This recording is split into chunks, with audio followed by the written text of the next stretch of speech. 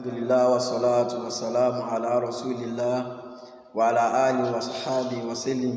Amma ba'd. Bismillahir rahmanir rahim. Qul huwallahu ahad, Allahu samad, lam yalid wa lam yulad wa lam yakun lahu kufuwan ahad. Adúpẹ́ fún Allah subhanahu wa ta'ala, ọba ẹyọ kan ṣoṣo, ọba tí ń bẹ kí bẹ̀bí ó tó máa bẹ, ọba tí ó tún máa wà nígbà tí bẹ̀bí ò bá ní sí mọ́. Ọba láíláí ni Ọlọ́run ọba Allah subhanahu wa ta'ala. Dájúdájú Ọlọ́run ọba ò bímọ, bẹ́ẹ̀ sì ni ẹni kan ò bí Ọlọ́run ọba. Ọba tí ò lẹ́ni tí ń gbaṣẹ́ fún ni, ọba tí ò ní PA tí ń ràn lọ́wọ́. Allah subhanahu wa ta'ala ni ọba tó gbọngbọn. Allahu Rabbul Alamin, ó ní ọba gbogbo àgbáńlá ayé pátápátá.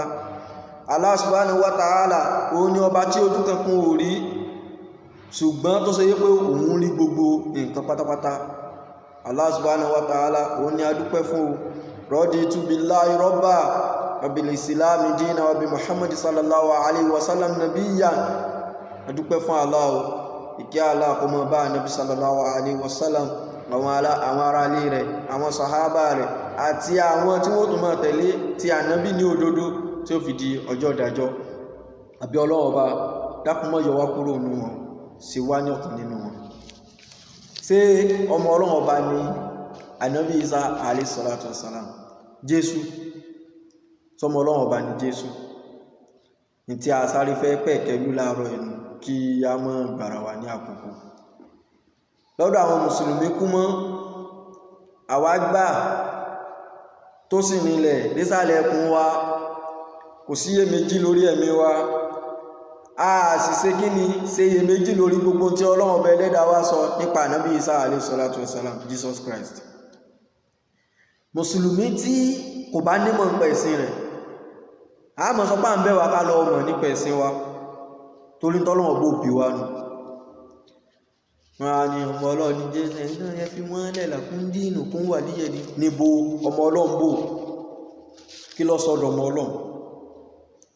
Ẹ̀yin àwa náà ní ìsìnká bá ti ń ṣe tọ́lọ́run ọmọ Ọlọ́run làwa ní kí ló sọ yín dọmọ Ọlọ́run?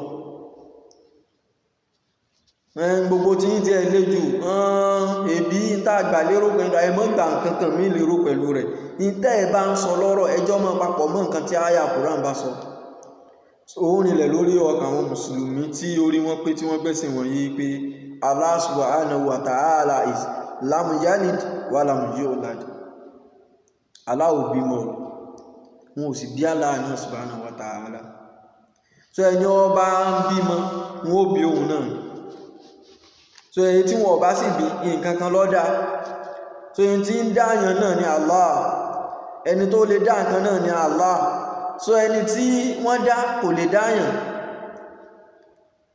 So bí ó ṣe rí ní eléhùn, àwọn mùsùlùmí wọ́n gbà pé Ọlọ́run ọba Allah subhanahu wa ta'ala ó ti ròyìn ara rẹ̀ dópin. Ìfúnfẹ́ni tí ọba lọ lé kí ó bí irú wa yìí, ó yẹ ká mọ̀ yí pé Suratu Al-Ikhlas, Quran chapter 112 ó ti tó.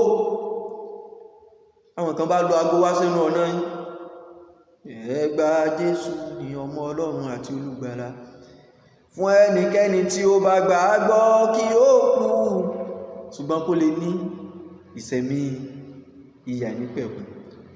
So ìwọ á sọ fún wọn pé Allah subhanahu wa ta'ala sọ pé qul huwallahu ahad, kánàbí ọmọ sọ fún wọn, kí àwa náà mọ́ sọ fún yín, Allahu ahad, Ọlọ́run ọba ẹyọ kan ṣoṣo.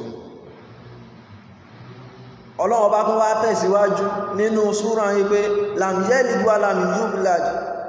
Ọlọ́run ọba tí ẹ fẹ́ mọ̀ ìròyìn rẹ̀ fún wa o, tí àwa náà sì ń gbọ́ ìròyìn rẹ̀ lẹ́nu yín yìí o, ṣùgbọ́n tó ṣe pé àwa náà ṣàlàyé bí Ọlọ́run ọba yìí ṣe rí fún yín o. Ọlọ́run ọba yìí lóhun ò bímọ o, ẹnìkan kan ò sì bí òun Ọlọ́run ọba. So tábà ti mọ eléyìí tó rinlẹ̀ lórí ẹ̀mí wa, a ní iyèméjì kankan, kò sí nǹkan kan tí ẹnì kankan lè sọ fún wa ipe Ọlọ́run ọba ṣe kí ni ó bímọ rárá. So mùsùlùmí yóò jẹni tí ó lè kókó lórí òótọ́ tó mọ̀ wípé mo ti dì mú kókó ìsìn ní filẹ̀, kí Ọlọ́run ọba aláàkọ́ mọ́ jẹ́ kí a fi òdodo náà sílẹ̀. Ọlọ́run ọba sọ nínú Suratul Baqarah aya 116, Ọlọ́run ọba ní wọ́n sọ pé Allah subhanahu wa ta'ala bímọ. Wọ́n ń sọ àsọgbọ́nù yìí, wọ́n sọ pé Ọlọ́run ọba bímọ. Ọlọ́run ọba ní ọ̀rọ̀ tí wọ́n ń sọ yìí òkè sì fẹ́ lè yalulẹ̀ tí gbogbo sánmà sì fẹ́ lè yalulẹ̀ torí rẹ̀ tí ilẹ̀ sì fẹ́ lè parẹ́. Allah subhanahu wa ta'ala ní gbogbo òkè fẹ́ lè dàwó nítorí ìsọkúsọ yìí. ní táwọn kan sọ tí wọ́n mọ̀ rẹ́rìn nínú ìpáyín kékeré bá gbogbo nǹkan pé èyí tẹ́sọ̀ yìí burú jáì. Allah subhanahu wa ta'ala òun ló ní gbogbo nǹkan tó pamọ́ sínú sánmà àti ilẹ̀, òun ló sì dá gbogbo wọn, kò bùkátà kò bímọ. So nínú Suratu Maryam chapter 88 verse 88 to 89, Quran chapter 19 verse 88 to 89, 93, Ọlọ́run bá sọ wípé dájúdájú Allah subhanahu wa ta'ala wọ́n ń sọ lẹ́nu wọn wípé Allah subhanahu wa ta'ala ti bí ọmọ.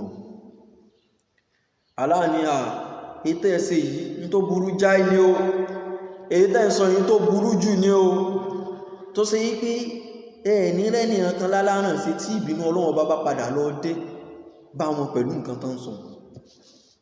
Nígbà aláàlóhun òbímọ táwọn sọ pá láàbímọ, tí ìbínú Ọlọ́run bá dé lórí pẹ́ǹpẹ́ Ọlọ́run bá ló pòrọ̀ tàlẹ́ pè láláràn sí.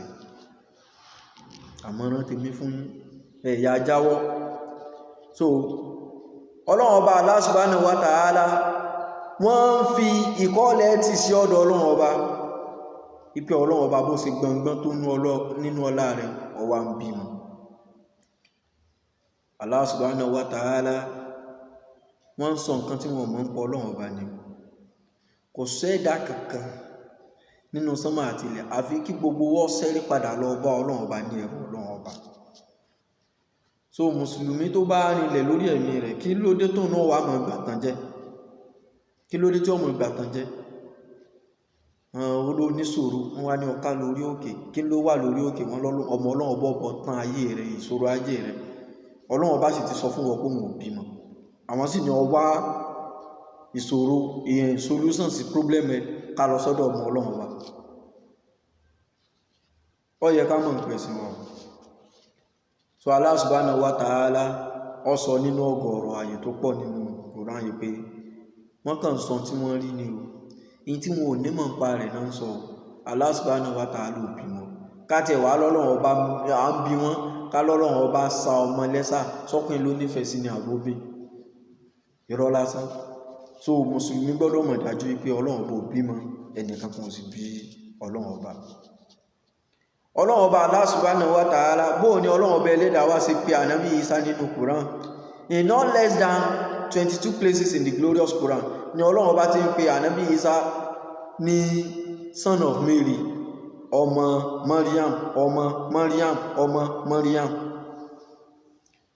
Tẹ́yìn náà bá wọn gbà, ẹ̀yin tẹ́ mọ̀ ní ẹ̀fún wọn lé alákatakítí ní sínú àlùpàlàkúndín nìkún wà líyẹ̀ jí ìsẹ̀mí aláwọ̀ ní àmìdà gbogbo àwọn ìrìwáyà Yorùbá tẹ́wọn kó wọn.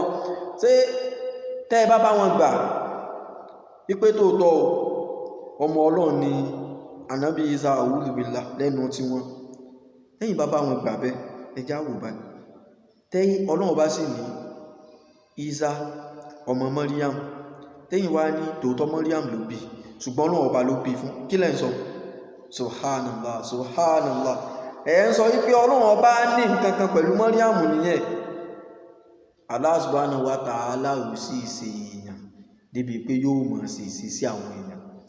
So Ọlọ́run ọba ẹlẹ́dàá wa ó jẹ́ òye wa nínú Quran chapter 2 verse 87, Quran chapter 2 verse 253, Quran chapter 3 verse 45, Quran chapter 4 verse 57, Quran chapter 4 verse 171, Quran chapter 5 verse 17, Quran chapter 5 verse 46, Quran chapter 5 verse 72, Quran chapter 5 verse 75, Quran chapter 5 verse 78, Quran chapter 5 verse 110, Quran chapter 5 verse 112, Quran chapter 5 verse 114, Quran chapter 5 verse 116, Quran chapter 9 verse 31, Quran chapter 19 verse 34, Quran chapter 23 verse 50, Quran chapter 33 verse 70, Quran chapter 19 verse 34. Ọlọ́run ọba tún sọ nínú ọgọ́rọ̀ àwọn àyè tó tún pọ̀ yìí pé Ànábì Isa ọmọ Maryam, ẹ mọ̀ pé ní nǹkan mi ọmọ Maryam, gbogbo ǹdẹ́ tó lè pè jù kò ju pé òjíṣẹ́ Ọlọ́run ọba tàbí kẹ́ tó pè ní ẹrú Ọlọ́run ọba gbogbo ń tẹ́lẹ̀ mọ̀ pé ànábì Ìsá nù ọmọ Maryam òjíṣẹ́ Ọlọ́run ọba ẹrú Ọlọ́run ọba. Tá bá wá wòye sí bí àyà Quran ṣe sọ yìí, gbogbo àwọn fáṣì ta kó wà àfẹ́ mọ́ waste àkókò wa ní tó rà ní tàbí tó pọ̀, so ní àbámọ́ tàlẹ́yọ kọ̀ọ̀kan bó ṣe pé, ṣùgbọ́n tọ́lọ́run bá pẹ̀lú gbogbo àwọn àyà ta kó wà ní pé ànábì Ìsá alayhi salatu wassalam, Jesus Christ son of Mary ní ẹmọ́ pé ọmọ Maryam. So bá wá ṣe ní son of Mary, son of Mary, son of Mary, tí ó sì jẹ́ nǹkan míì ju ẹrú Ọlọ́run ọba, ọmọ Maryam, ànábì Ọlọ́run ọba, mẹ́tẹ̀ẹ̀ta yìí bí Bíbélì náà sì pé nù. Ṣùgbọ́n gbà tí ó bá sí àgbọ́yé tàbí kálágbọ́yé ń bẹ, a fẹ́ tan àwọn èèyàn, a fẹ́ mọ́ dá àwọn àgùntàn, a sì fẹ́ káwọn àgùntàn lajú, a fẹ́ kíyè wọn ó sí, ìláwà mọ̀ pé dúdú ní funfun fún àwọn èèyàn.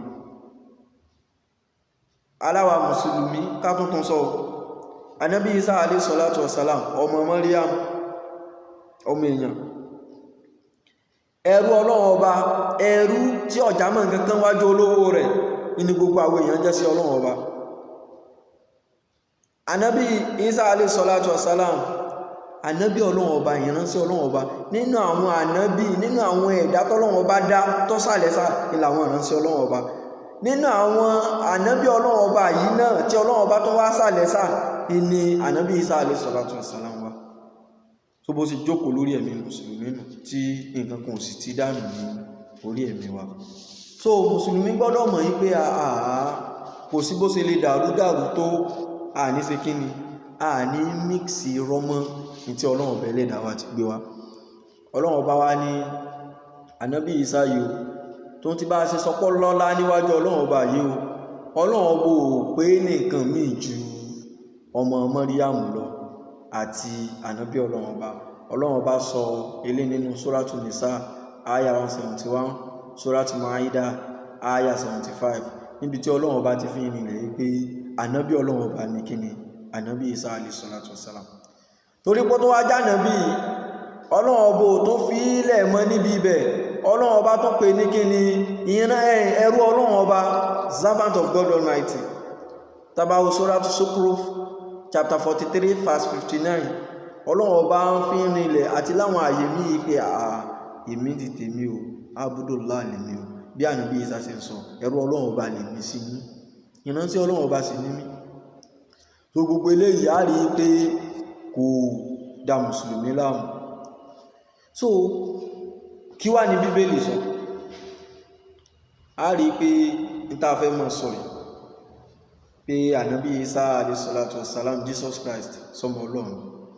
tá a bá ti ilé yànnàná rẹ̀ pínrín wípé Jesus Christ kò kí ń ṣe ọmọ ọlọ́run ọba, nǹkan kan ti dàrú ní Christianity bá. tá a bẹ́ẹ̀ lè rí establish pé Jesus Christ is not a son of God, then a ti wó nǹkan kan ní Christianity bá. kí la wó? awó ìpìlẹ̀ Christianity tó sì pé ní 90% àwọn Christian rọ́mù. kí ni kan o ní concept of Trinity? kí náà pè ní Trinity? ó ní mẹ́ta lọ́kan, ọlọ́run bàbá lẹ́nu wọn, ọlọ́run ọmọ lẹ́nu wọn, ọlọ́run ẹ̀mí mímọ́. wọ́n ní mẹ́tẹ̀ẹ̀ta wá papọ̀ ó wá di ẹyọ kan. Concept Trinity, only there is God the Father, the Son, and the Holy Spirit.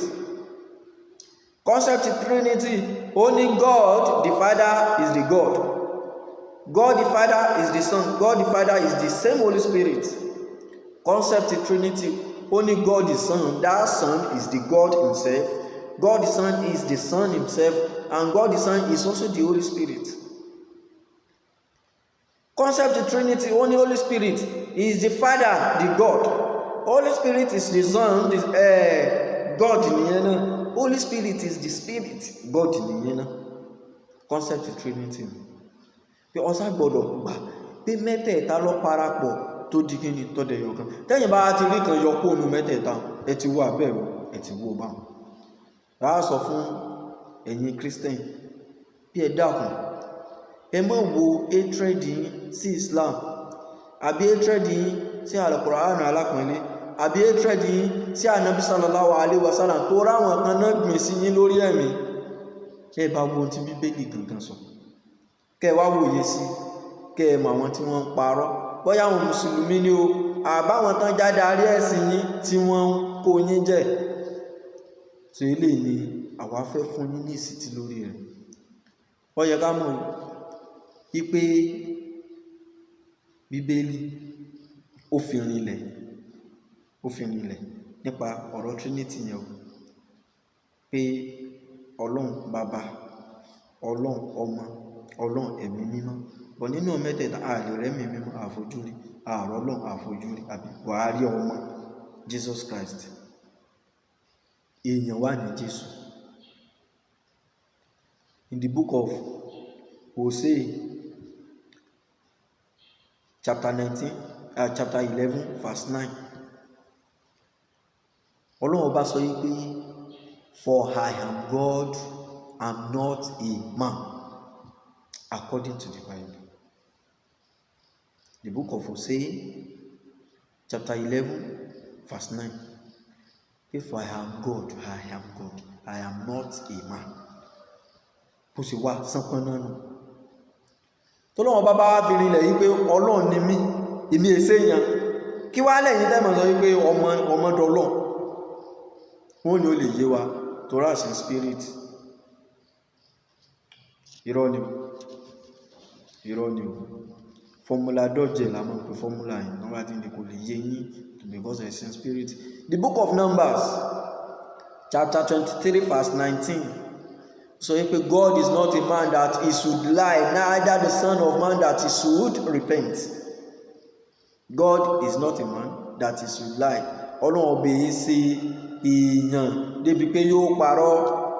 Then neither son of man tàbí ọmọ ènìyàn that he should repent. Débi pé yóò àmọ́ tọrọ àforíjìn pé mo túbá o tí mo ṣe láìdá ìṣe mọ́ o mo ti ṣẹ́rí padà. Mo ti padà sọ́dọ̀ rẹ̀. So gbogbo eléyìí Ọlọ́run ọba ò kí ń ṣe. So tá bá wá wòye sí the book of Numbers chapter 23 verse 19, the book of Hosea chapter 11 verse 9, a rí pé concept Trinity kò ráyè jókòó. Ní tó fi lè ráyè jókòó ní pé ká sọ wípé àwọn tí wọ́n ń lo àwọn náà tẹ̀lé Bíbélì. Kí wá ló dé tí wọ́n fi mọ́ lánàá bí Ìsá alayhi salatu wassalam ọmọ Ọlọ́run ọba ni? Kò sí ánsà méjì tó tóbi jù wípé ọ̀nà tí Ọlọ́run ọba gbà ṣẹ̀dá Ànábì Ìsá alayhi salatu wassalam. Àwa mùsùlùmí jiyàn, àwọn ò jiyàn, kí la fẹ́ mọ̀ bọ́lọ́run ọba ẹlẹ́dàá wa jiyàn sí? Ọlọ́run ọba ní bóun ṣe ṣe inú àwa níbẹ̀ pẹ̀lú sí aláyélájé. Mùsùlùmí èjiyàn, mùsùlùmí máa ń gbàfà fọ́lọ́run ọba rẹ̀ lódodo ni. Sọ Ọlọ́run ọba ní òun ṣẹ̀dá Ànábì Ìsá alayhi salatu wassalam látara Maryam láìsí ìbálòpọ̀ ọkùnrin kankan. A rí ilé ká nínú Quran chapter 3 verse 42 to 49, Quran chapter 19 verse 16 to 36. Ọlọ́run ọba ṣàlàyé bí òun ṣe ṣẹ̀dá Ànábì Ìsá látara Maryam tí ó sí ìbálòpọ̀ ọkùnrin kankan. Bó láti rí nínú Bíbélì in the book of Luke chapter 1 26 to 31, in the book of Matthew chapter 1 18 to 25. A rí pé ibẹ̀ náà a rí àlàyé bí Ọlọ́run bá ṣe ṣẹ̀dá Ànábì Ìsá alayhi salatu wassalam tí kò sí ìbálòpọ̀ ọkùnrin kankan. So gbogbo eléyìí a mọ̀ wòye sí tó ṣe pé kò ní sí iyèméjì ń bẹ fún wa wípé Ọlọ́run ọba ẹlẹ́dàá wa òun ni ọba tí máa ń ṣẹ̀dá nǹkan bó ṣe wù. A sì tún rí dájú wípé bóyá nínú sánmọ̀ ni o àbí lórí ilẹ̀ ni o àbí níbi táwọn ọba tó mọ̀ ni o, nǹkan kan ò nira fún Ọlọ́run ọba ẹlẹ́dàá wa. Tán bá bá wa mùsùlùmí wípé báwo ni ó ṣe rí tí Ọlọ́run bá ṣẹ̀dá Ànábì Isa alayhi salatu wassalam tí kò ní bàbá ṣùgbọ́n tó ní ìyá, a ní Ọlọ́run bá ti fọ èsì nínú Quran tí Ọlọ́run bá ní inna mathala Isa inda Allahi kamasali Adam khalaqahu min turabin thumma qala lahu kun fayakun. Ọlọ́run ọba Allah subhanahu wa ta'ala, ọba tó gbọngbọ́n, òun ló ṣẹ̀dá Ànábì Adam alayhi salatu wassalam látara amọ̀ tó ṣe wípé ó sì fẹ́ ẹ̀mí sílá, tí Ọlọ́run ọba sì sọ wípé máa bẹ tí sì ń bẹ. So kun fayakun eléyìí àwọn mùsùlùmí nígbàgbọ́ nù rẹ̀ pé kò sí tó nira fún Ọlọ́run ọba láti ṣe. Tó bá rọrùn fún Allah subhanahu wa ta'ala láti ṣẹ̀dá Ànábì Adam alayhi salatu wassalam, láti ṣẹ̀dá sánmọ̀, láti ṣẹ̀dá gbogbo nǹkan tí ń bẹ tí ó sì sí wàhálà nǹkan fún Ọlọ́run ọba, sáti wá ṣẹ̀dá Ànábì Isa látara obìnrin láìsí ọkùnrin, ṣe ní ò nira. A rí pé yóò nira fún Allah subhanahu wa ta'ala. Ó yẹ kí gbogbo owó mọ̀ wípé ìgbàgbọ́ wa sí Allah subhanahu wa ta'ala ó yẹ kó máa jẹ́ sami'na wa ata'na, agbọ́ àsìgbà, kìí ṣe agbọ́ àmọ̀ jírí ẹ̀wò tó bá ṣe pé ọ̀rọ̀ Ọlọ́run ọba ni. So a wá rí pé Ọlọ́run ọba Allah subhanahu wa ta'ala òun ló ṣẹ̀dá òkè, òun ló ṣẹ̀dá odò, òun ló ṣẹ̀dá sánmọ̀, ilẹ̀, àwọn àlìjànnú gbogbo wọn báwọn. Nígbàtẹ́lẹ̀ yóò nira fún Ọlọ́run ọba, àwa ní nítorí pé Ànábì Isa Ọlọ́run ọba dá látara obìnrin sọkùnrin ńlọ́wọ́ sọ di ọmọ Ọlọ́run ọba ń tẹ̀. Kí n Bíbélì sọ nípa bí Ọlọ́run ọba ṣe máa ń ṣe nǹkan tí ó sì nira fún. In the book of Jeremiah chapter 32 verse 17, in the book of Luke chapter 1:37, in the book of Matthew chapter 19 verse 26, a rí kàí pé kò sí nǹkan kan láyé yìí tó nira fún Ọlọ́run ọba. Kò sí nǹkan kan láyé yìí tó nira fún Ọlọ́run ọba. Kí ló nira fọ́lọ́? Sí ilẹ̀ tó dá ní? Kí ló nira fọ́lọ́? Sí àwọn òkè ni? Kí ló nira fọ́lọ́? Sáwọn ibùdó ńláńlá sí ni? Àbí ṣẹ̀dá Ànábì Adam alayhi salatu wassalam àti ìyàwó rẹ̀ Hawaru, kí ló nira fọ́lọ́ ọba? Only with God all things are possible. Allah subhanahu wa ta'ala kò sí tó nira fún. So Bíbélì náà jẹ́rìí sí pé nǹkan kò nira fún Ọlọ́run ọba. Ẹ wá já bíra wa o, tí gbogbo àwọn nǹkan yóò bá nira fọ́lọ́, ṣé yóò nira fún Ọlọ́run ọba láti dá Ànábì Isa? Kò ní nira fún Ọlọ́run ọba Allah subhanahu wa ta'ala. Àwa mùsùlùmí a ti sọ pé a ní pé Ànábì Isa alayhi salatu wassalam ju ọmọ Maryam lọ, ẹrú Ọlọ́run ọba, òjíṣẹ́ Ọlọ́run ọba. So báyìí náà ni Bíbélì sì pé Ànábì Isa, Jesus Christ, tí ó pè ní ọmọ èèyàn, ọmọ David, ọmọ Joseph, òjíṣẹ́ Ọlọ́run ọba, àtẹrú Ọlọ́run ọba. So gbogbo ilé gbọ́dọ̀ rinlẹ̀ lórí ẹ̀mí wa wípé kò sí nǹkan kan tó yọ mọ́ ti dànù lórí ẹ̀mí wa o. Ipa Ànábì Isa alayhi salatu wassalam ní tá a gbọ́dọ̀ ní lẹ́mìí sí o ní pé kò kí ń ṣe nǹkan mí o àfi ẹrú Ọlọ́run ọba. Son of man, in not less than 83 places in the Bible, ìní àti ìrìkà pé Jesus addressed himself as Son of Man. Ànábì Isa ti ń sọ wípé èmi tẹ̀wò ọmọ èèyàn ni mí, èmi yọ ọmọ èèyàn ni mí, èmi yọ ọmọ èèyàn ni mí.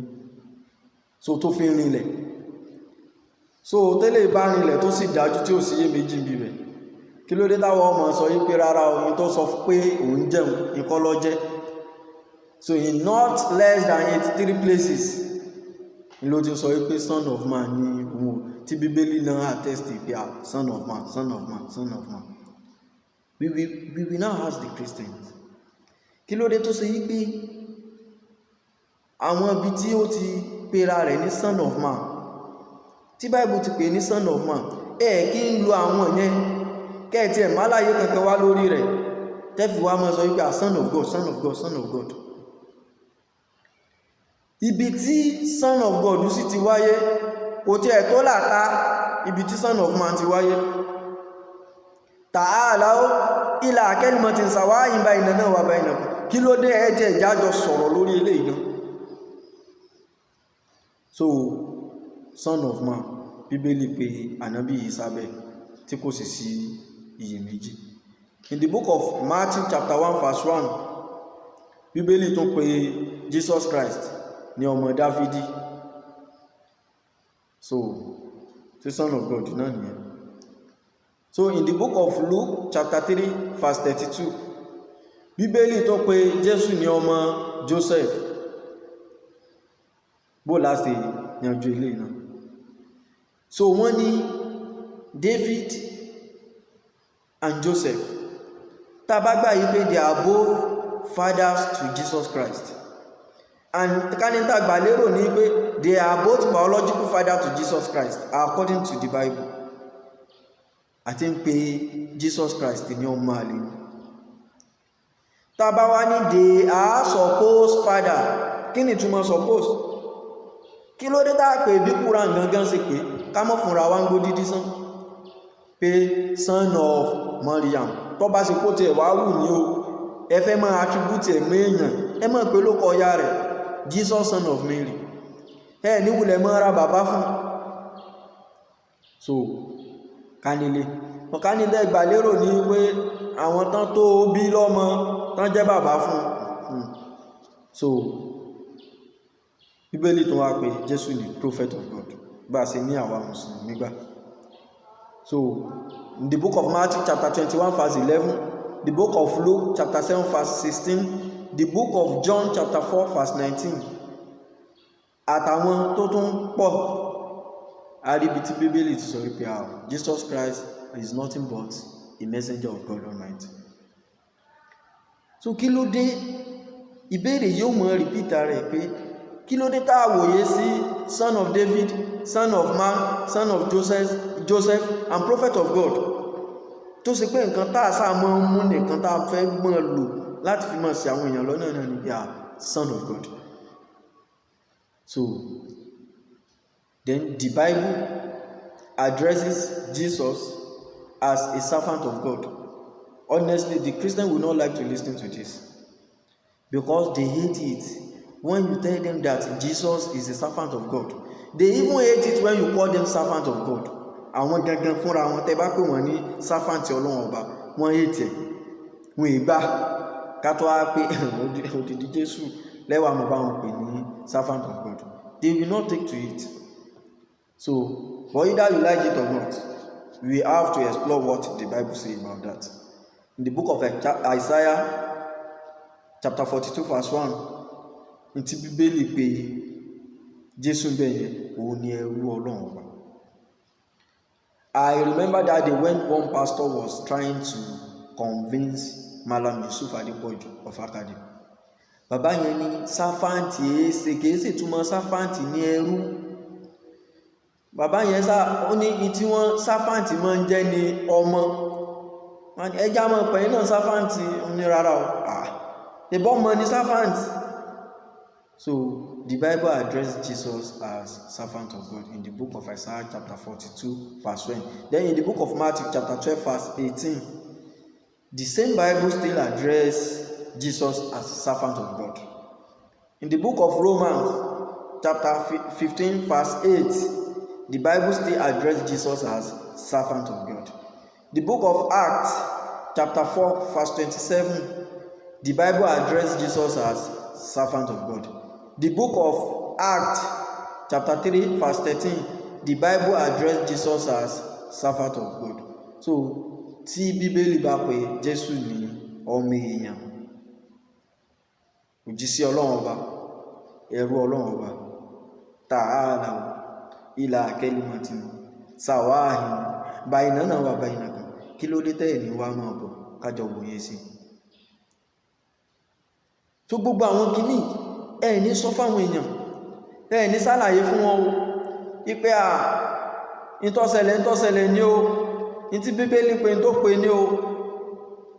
Ẹ̀kan wà mọ́ fẹ́ kágbà kan jẹ́ ká mọ́ propagate ń ta pìlẹ́sìn pẹ̀lú kíni ẹ̀tàn àti ìtànjẹ, irọ́ àti ìtànjẹ. Àbí Ọlọ́run bá kó sáà mọ́. Ṣé Bíbélì wá pé Jésù ní ọmọ Ọlọ́run àbí ó pé? Bẹ́ẹ̀ Bíbélì pé Jésù ni ọmọ Ọlọ́run. Ṣùgbọ́n tí a bá fẹ́ wà just nínú àwọn ọ̀rọ̀ wa, tí àwọn pastors, evangelists, bishop, pope tí wọ́n bá ní tàn àwọn èèyàn, wọ́n á jò yá àwọn èèyàn o ìpè Bíbélì ìpè Jésù ni ọmọ Ọlọ́run ọba kò attribute ìpè Jesus is a biological son of God. Ìtí Bible refer to as is that Jesus is a godly person. As those people who are following the commandment of God Almighty are godly in nature. The Bible calling Jesus Son of God simply means that Jesus is following the will of Almighty God. In the book of John, chapter 5, verse 30, Jesus is reported to have said, "By myself I can do nothing." Jesus is reported to have said, "I judge as I hear, and my judgment is just." Jesus is reported to have said, "For I seek not to please myself. To please my own self, I seek not to do that, but to please the one who sent me." Who sent him? The will of the Father. Who is the Father? God Almighty. Àwa ní kí ló dé tí Bible tí Jésù ń lo bàbá mi láwọn àyè kọ̀ọ̀kan, tí Bible náà ń pe Jésù ní Son of God láwọn àyè tí ó pọ̀. So àwa ní if the Christians, especially àwọn tán lọ sí theology school, ó yẹ kí wọ́n lè sọ pé the study of theology reveals that being son of God means godly. That you are godly. Mr. Hussein is godly in nature. In fact, he's very good. His humility, everything. Bí èèyàn Ọlọ́run ló ṣe máa ń ṣe. So, bá ṣe mele ní pé èdè àwọn Jew àti àwọn elédè mi, the only way tán fi máa sọ pé this person is following the commandment of Almighty God, he fears God Almighty, is to call the person Son of God. Àbí tán bá fẹ́ sọ wípé Ọlọ́run ọba àwọn ò táwọn fi ní ya Rọ́bì, àwọn sọ wípé rárá o bàbá àwọn nínú èdè tí wọ́n bá wọn sí máa sọ. So if we are to explore the language of the Bible, how it is written, what the Bible is actually preaching about Jesus Christ, the Bible is not attributing Jesus to be biological son of God. Wọ́n máa ń fi sẹ́ẹ̀rì the book of Luke, níbi tí wọ́n ti ní wọ́n ṣe ìrìbọmi fún Jésù pé ọ̀run sí ohun kan wá látọ̀run ó ṣe kìíní kan. If I'm to explain that chapter alone, pé ibi tán ti ń ṣe baptism fún Jésù yẹn, tí wọ́n ti ní ohun kan wá láti ọ̀run tó sọ wípé èyí ni àyànfẹ́ ọmọ mi, ẹni tí inú mi dùn sí gidigidi, ẹ máa gbọ́ tẹ̀. Honestly, I would use 3 hours to prove to the Christians that Bible verse is not true to fact, and it is not being explained the way it's supposed to be explained by the Christians. But kí ló dé tí gbogbo eléyìí fi rí bẹ́ẹ̀? Torí pé a fẹ́ káwọn àgùntàn ọ̀sà gbọ̀n, so a fẹ́ fi àwọn àgùntàn eléyìí bá. The book of John chapter 3 verse 16, eléyìí ló common jù. Even ẹni bá ṣe gbàṣẹ́ ìrìnsẹ̀ lónìí ìjọ common. Tẹ́ bá wọ bọ́ọ̀sì, tẹ́ bá ń lọ, tẹ́ bá ń pín àgbè fún yín kìíní kan, bí wọ́n ti bẹ̀rẹ̀ náà ní pé ẹ rántí o, ẹ má gbàgbé o, ẹ dìísẹ́ mi o, pé nítorí pé Ọlọ́run bá fẹ́ aráyé tó bẹ́ẹ̀ gẹ́, ó fi ọmọ bíbí inú rẹ̀ kan ṣoṣo. Wọ́n sì máa ń sọ̀rọ̀ àfẹni tí ó bá ti pàdé àwọn èèyàn ilé lóko. So tá bá wá wòye sí the book of John chapter 3 verse 16, begotten only son of God, only begotten son of God. Ṣé bó ṣe rí nù? Ní pẹ́ púpọ̀, kódà ìfẹ́ lójú ìṣẹ́jú kan lọ lórí ilé, nítorí tá bá lọ wo àwọn Bible kan bí Revised Standard Version, English Standard Version, New Translated English Version, gbogbo àwọn version yẹn tá bá lọ wò the word begotten wọ́n ti yọ kó ibi láti máa rí begotten òun ni King James Version àtàwọn Bible tó bá ṣe wípé àtàrà King James náà ti emanate pé Jesus is the only begotten Son of God according to the book of John chapter 3 verse 16. Eléyìí náà fi máa ń polówó rẹ̀ jù. Tá bá wá wò àwọn scholar Christianity àwọn gan ní ìtìláfù lórí rẹ̀ ẹnu wọn ò kò lórí particular verse yìí. Kí ló dé tẹ́nu wọn fi kò? Wọ́n ní pé ọ̀kan nínú àwọn àhesọ ọ̀rọ̀ tí wọ́n sọ sínú Bíbélì tí ó sì mẹ́rin. Tá bá gbàgbé, tá bá wo preface the Five Standard Version of the Bible, that of 1952 and 1971. When yet the King James Version of the New Testament has grave defect. Basically, King James Version of the Bible, the New Testament, àwọn error tó wà ńbẹ̀ pọ̀, àwọn error tó nípọn ni. Wọ́n wá ní and this defect, àwọn error tá wá ń sọ yìí are so many, wọ́n wá pọ̀ débi and so serious, wọ́n serious gan ó nípọn gan as to call for revision. Pé tí a fi gbọ́dọ̀ ṣe kíni, tá a fi gbọ́dọ̀ revise. Nígbà ọ̀rọ̀ Ọlọ́run ọba tó yẹ máa tẹ̀lé, tẹ́ bá ló ní error, ẹ̀yin ìyẹn wà tán kọ́. Àwọn kan máa ń sọ pé translation ni, màá ní sẹ́wọ̀ ká original Bible rí, gbé jáde. So a rí i pé gbogbo eléyìí àsọgbọ́n ni. So ká wá ní pé fáàsì tí wọ́n fi máa ń ṣe kíni, tán fi máa ń polówó ìjọ kan ṣoṣo ọmọ Ọlọ́run Jésù yìí, pé the only begotten Son of God. Ká ní àwọn kan ti yọ begotten kù nínú Bible tiwọn. Àwọn scholars kan sọ wípé King James Version tó ń gbé begotten sí ẹ̀rọ ọ̀nà rẹ̀ pọ̀. A sì sọ last week wípé Jehovah Witness Awake Magazine òun sọ wípé there are estimated 50,000 errors in the Bible. How do we now rely on this? How do we rely on this? So wọ́n tún mọ máwọn ẹ̀rí kan wáyé pé some people call Jesus Son of God and he did not deny it. And we are telling you that he denied that. He never called himself that. So, but tí ó máa ń ṣẹlẹ̀ ní wípé àwọn tó bá jẹ́ òdodo wọ́n máa ń sọ àwọn Christian lára pé kí wọ́n kúrò ńbẹ̀, kí wọ́n jìnnà sódodo. Torí wọ́n mọ̀ ní ṣàìtọ́ ní ló ń gbé nǹkan wá bá yín, ẹ mọ́ gbọ́n tó ń sọ. We will now ask the Christian world, why do you guys reject this book? The book of the Gospel of Barnabas. Why is it a rejected gospel? Why are the Christian world not making use of it? Why are the contents of this book rejected according to the churches? Why are they asking the learned Christian not to touch this book? Why are they asking them not to amass the knowledge from this book? Why are they chasing away the Christian from this book? The book is not written by the Muslim, it's not written by the Buddhist, it's not written by the atheist, it's not written by any other than the Christians. Yet, the large denomination of the Christian world, they rejected this book. Tíyàn bá lọ wọn tó wà nínú Gospel Barnabas yìí, mo bẹ̀ yín Christian ẹ lọ wá kà. So gbogbo nǹkan tó sọ, èpè tó gbé àwọn tí wọ́n ń pè lọ́mọ Ọlọ́run ọba sẹ́, ìbínú tó bí sí wọn, this according to this book. Wọ́n gbà pé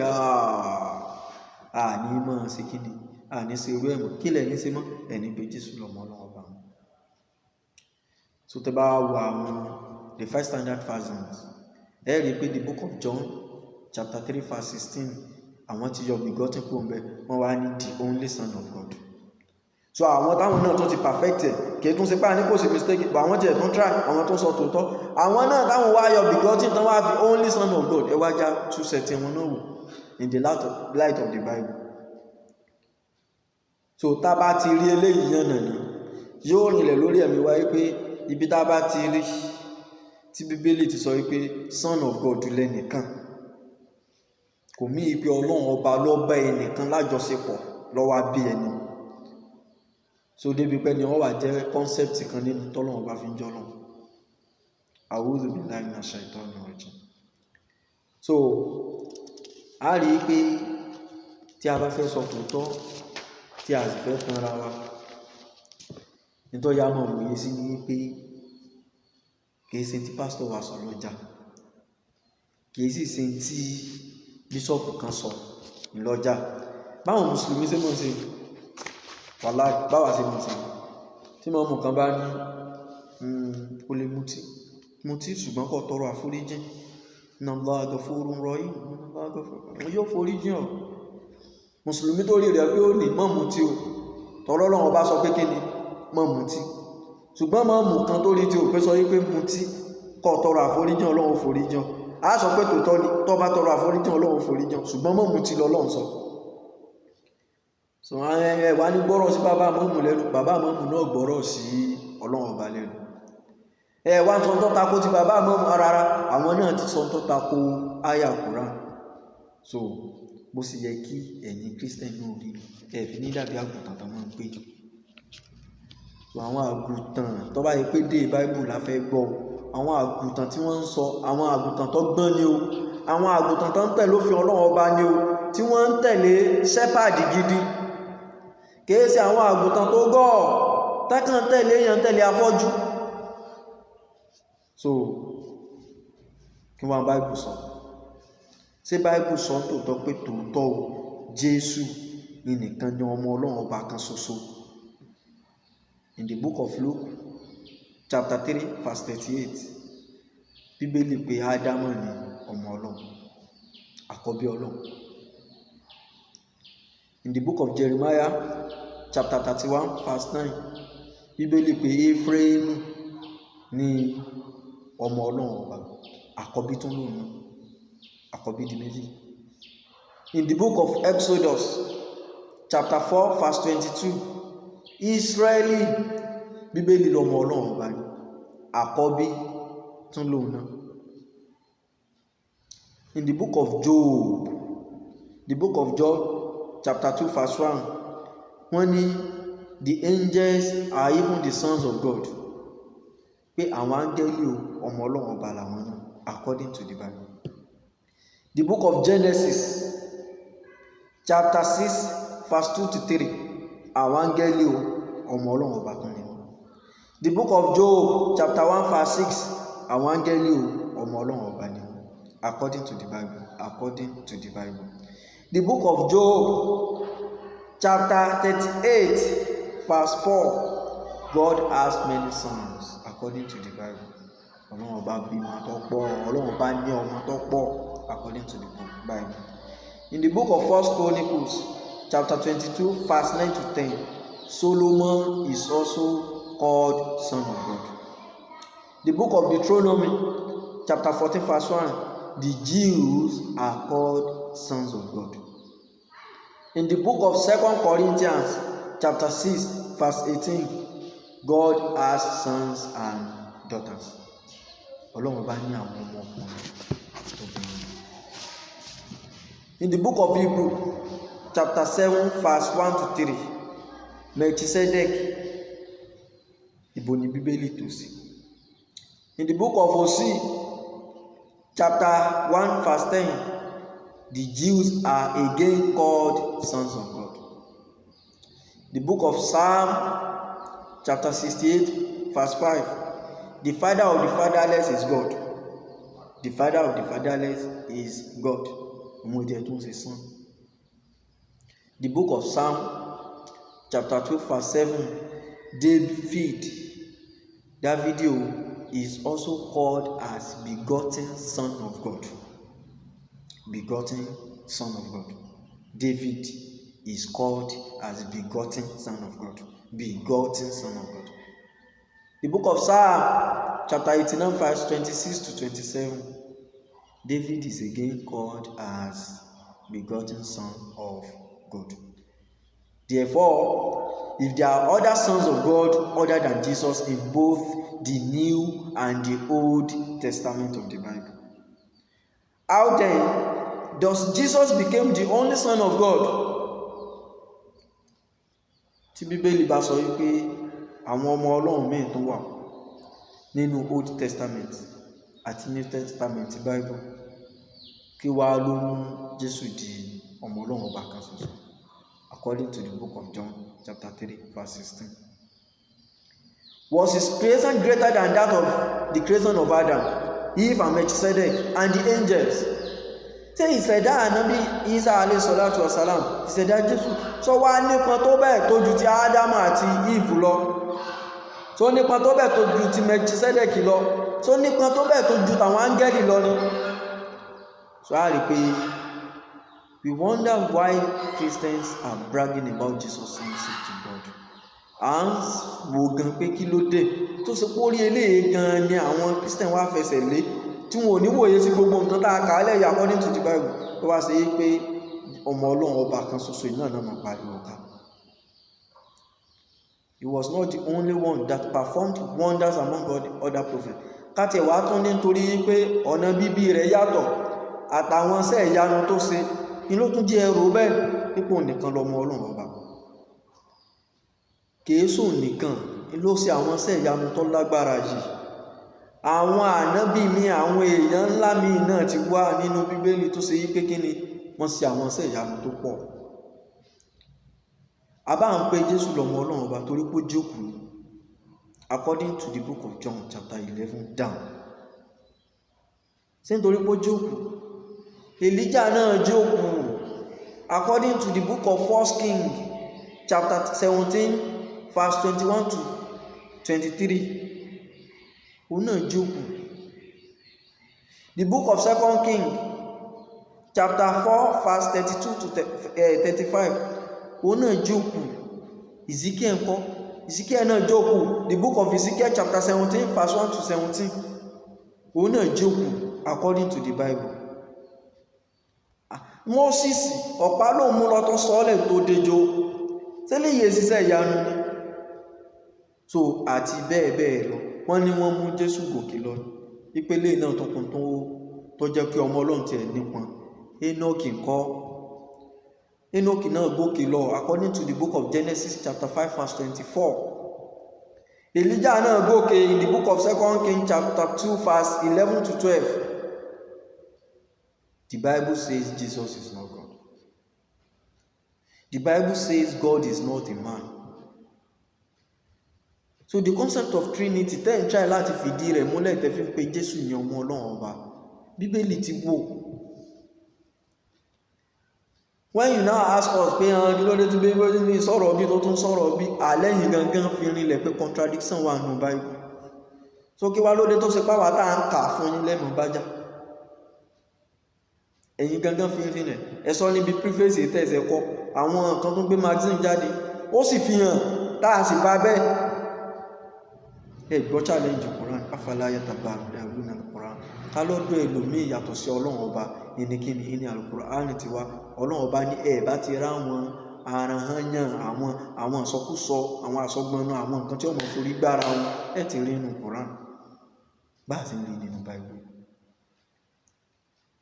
Ìwé kan wà ń bẹ̀rù ẹni bá fẹ́ rà ó lè pè wá ó lè sọ fún wa. Appetite way and the Bible says that Jesus is not God. Rí pé ọ̀pọ̀lọpọ̀ àwọn nǹkan téèyàn tí wọ́n ti gbé ṣe tí wọ́n sọ nínú Bíbélì tó sì pé kò tiẹ̀ ó ń disregard the sonship of Jesus Christ. Ṣàbí Ọlọ́run bá kó sáàbẹ̀ wá. So bí Bíbélì ṣe ń lo son of God, it is just in figurative sense to describe a righteous person, a pious person or a man of God, or any person whose relationship with God is cordial through total obedience and submission to Almighty God. Àwọn tí Bíbélì máa ń pè as kíni? As ọmọ Ọlọ́run. Kí lè rí wa? The book of Matthew chapter 5 verse 9. Jesus sọ pé blessed are the peacemakers, for they shall be called the children of God. So alábùkún ni fún àwọn kíni, àwọn olùlàjà, àwọn olùmọ́láfíà wa, nítorí kíni, kí la mọ̀ pé wọ́n ọmọ Ọlọ́run ọba ni la mọ̀ pé wọ́n. In the book of John chapter 2 verse 29, tẹ́yìn bá ti mọ ẹni tó ṣe kíni tó wà righteous, ẹ ti mọ gbogbo ẹni tí ó ṣe kíni, ẹ ti mọ gbogbo ẹni tó ṣe wípé ń ṣe òdodo ní ìbámu ti Ọlọ́run ọba, and gbogbo wọn sì ṣe kíni, Ọlọ́run ọba ló bí wọn according to the Bible. Ẹni Ọlọ́run ọba bá wá bí, kí náà mọ̀ pé ọmọ Ọlọ́run. Bá a sọ pé Ọlọ́run ọba bí wọn, so ẹni tí Bíbélì sọ ní pé èèyàn Ọlọ́run ni wọ́n lódodo. In the book of Romans chapter 8 verse 14, for as many are led by the Spirit of God, they are the sons of God. Gbogbo àwọn tí ìmísí Ọlọ́run ọba bá ń bẹ pẹ̀lú wọn, kí la mọ̀ pé wọ́n son of God. So the book of John chapter 3 verse 9 to 10, gbogbo ẹni tí whoever that is soever born of God does not commit sin, for his seed to remain in him, and he cannot sin because he is born of God. In this, the children of God are manifest, and the children of the devil, whosoever does not righteous is not of God. So àsìpá àwọn tán bá ti ń tẹ̀lé tèṣù, àwọn ni kíni náà máa ń pè lọ́mọ Èṣù. Àwọn tán bá tẹ̀lé tọlọ́run, kí náà máa ń pè wọ́n? Tọmọ Ọlọ́run ni wọ́n máa ń pè wọ́n. So pé wọ́n ń pè wọ́n ní ọmọ Ọlọ́run kò túmọ̀ sí pé Ọlọ́run ló bí wọn. Ọ̀rọ̀ àgbogbo Christian náà tán náà sọ pé ọmọ Ọlọ́run làwọn àwọn ìṣẹ̀fọ́ Ọlọ́run, sọ́lọ́run ló bí wọn. Wọ́n sádàdà bàbá àti ìyá tí wọ́n kò dàrú. So wọ́n sì mọ̀ nǹkan nìkan. Nígbà tá a wà ní primary school, wallahi, àwọn tíṣà wọ́n mọ̀ ní ta ni ó pariwo, àwọn ọmọ sọ pé ọmọ Èṣù ni ó pariwo. Wọ́n ní rárá àwọn kọ́ ọmọ Ọlọ́run làwọn ń ṣe, ọmọ Èṣù ni ó pariwo. Gbogbo náà ń kọrin ọmọ Ọlọ́run ni wọ́n, Ọlọ́run ló bí wọn. Rárá, àwọn tí wọ́n bá ń tẹ̀lé ìfẹ́ Ọlọ́run ọba, àwọn ni Bíbélì ń pè ní ọmọ Ọlọ́run ọba, and that is the language of the Bible. So torí rẹ̀ la fi ní pé if you are reading the New Testament, the Old Testament, try and read the last testament from Almighty God. And what is that last testament? Ó ní Al-Qur'an alápọ̀nlé. Inú rẹ̀ lẹ́ẹ̀tì róòtọ́ tó dópin, tí ó sì rọ́ kankan, tí ó sáwúlù mọ́ lábẹ́. Ìtọ́lọ́run fẹ́ ìbẹ̀lẹ̀ ti rí, Ìtọ́lọ́run ọ̀fẹ́ ìbẹ̀lẹ̀ ti rí. Torí gbogbo àwọn ìwé tí wọ́n sọ̀kalẹ̀ fáwọn náà ti wá sáwájú wa, àwọn òfin kan bẹ tó ṣe pọ̀ nìkan ló bá wí, òfin títí wa inú last testament yẹn láti rí, and that is the glorious Quran. Àbí Ọlọ́run ọba, àbátá mọ̀ tó rinlẹ̀ lórí ẹ̀mí wa pa àti mọ̀nà, Ọlọ́run bó sálẹ̀ kún mọ̀nà fún wa, kó sì fẹsẹ̀ wa rinlẹ̀ lórí mọ̀nà. Àwọn èèyàn wa, àwọn ọ̀rẹ́ wa, fámílì wa lọ́pìn àti lóbìn, táwọn sì tún wà nú ìrújú yìí, torí ìrújú ni. Nígbẹ̀yìn bá ń sọ lẹ́nu tí yín pé báyìí ní nǹkan ṣe rí, tí Bíbélì sì ní báyìí, ẹ̀sìn lẹ́yìn tẹ̀lé, ẹ̀sìn tẹ̀sí ń ṣe ìwé tí ń tọ́ yín sọ́nà náà nù. Sẹ́ẹ̀rí pé níbi àti di òdodo mú, kó dodo wọn wá sọ yín di òmìnira. Ìwọ tó bá sì jẹ́ àgùntàn tó ṣe yí pé gọ̀ọ̀gọ̀ lọ́kàn tẹ̀lé tán sọ, ìfún kò ródòdó báyìí tán bá sọ fún ọ pé kéèsì òdòdó, ó tún gbà pé kéèsì òdòdó náà. Kò tí fẹ́ dómìnira nù. Ìwé tí ṣetán láti mọ̀ yí pé òdodo ní ó sọ di òmìnira. Èdè táwa ń ṣe ìwé Àìsáyà orí kìíní ẹsẹ̀ 18. Àsọyépọ̀ tó ní àsọ ká lè di òdodo mú ni o. Àsọyépọ̀ ìta bá ń sọ táà di òdodo bẹ̀mú yóò di ìbálẹ́jọ́ aburú fún wa tó bá yá. That day will come that we will have to close our eyes like this and we won't be able to open it again. In fact, some people will open their eyes like this and they will not be able to close it again. Wọ́n sì mọ́ fọwọ́ pa ojú wọn dé tán bá fẹ́ palẹ̀ mọ́ wọn. Tẹ́mi bá wá ti mọ̀ báyìí, kí ló kù? Ìdájọ́ pẹ̀lú Ọlọ́run ọba ẹlẹ́dàá wa. Tán bá wá ń bi wá, man rabbuka, tọ́wọ́n sọ pé ànábì Ìsá ni. Ànábì Ìsá ó dì náà rẹ̀ gbà. Èmi sọ Ọlọ́run yìí ni ó pè mí lọ́lọ́run. Torí àyá Kùránì ní tí Ọlọ́run bá padà bí ànábì Ìsá yìí pé ṣé ìwọ ló ní wọ́n máa ṣe báyìí? Ànábì Ìsá ní ìwọ Ọlọ́run ọba ló nímọ̀ tó ga jù, ká ní mo sọ bẹ́ẹ̀ ìwọ Ọlọ́run ọba ó ti mọ̀, èmi ò pa wọ́n láṣẹ bẹ́ẹ̀ o. Àbí Ọlọ́run bá kó dàpọ̀ kó ṣàánú wa. Kò tọ́ kéèyàn ó gbọ́ òdodo kọ́gbọ́n tínú, kò sì tọ́ kéèyàn ó gbọ́ ọ̀rọ̀ kó má lọ ṣèwádìí nípa rẹ̀. Gbogbo ń tá a lé kalẹ̀ bí ẹ̀kọ́ yìí, ẹmú ti yín bẹ́ẹ̀ o, ẹmú kẹ́ digest ẹ o, ẹmú kẹ́ jẹ́ kẹ́ digest ẹ o. Ọlọ́run ọba ò ní sí gbogbo wa lọ́nà o. Àwọn tó sì ń gbé inú ṣìnà, àbẹ̀ Ọlọ́run ọba kó bá wọn fún wọn mọ̀nà. Quran ti ẹ̀ jìnà, aláwọn Bible verses ta kó wọn ìwòye sí. Christian tó bá láyà kọ́ lọ múwèé kọ́kà from beginning to the end, kó sì ṣèbéèrè lórí kí ni reason gan tán fi ní àmọ́mọ́ lórí in churches. So pẹ̀lú eléyìí a rí i pé òdodo sì kíni yóò fara hàn. Àbí Ọlọ́run ọba kó yọ wá kúrò nínú òkun àìmọ̀kan, kó jù wá sínú ìmọ́lẹ̀ ìmọ̀. Wa sallallahu ala nabiyyina Muhammad wa ala alihi wa sahbihi wa sallam. Wassalamu alaikum wa rahmatullahi wa barakatuh.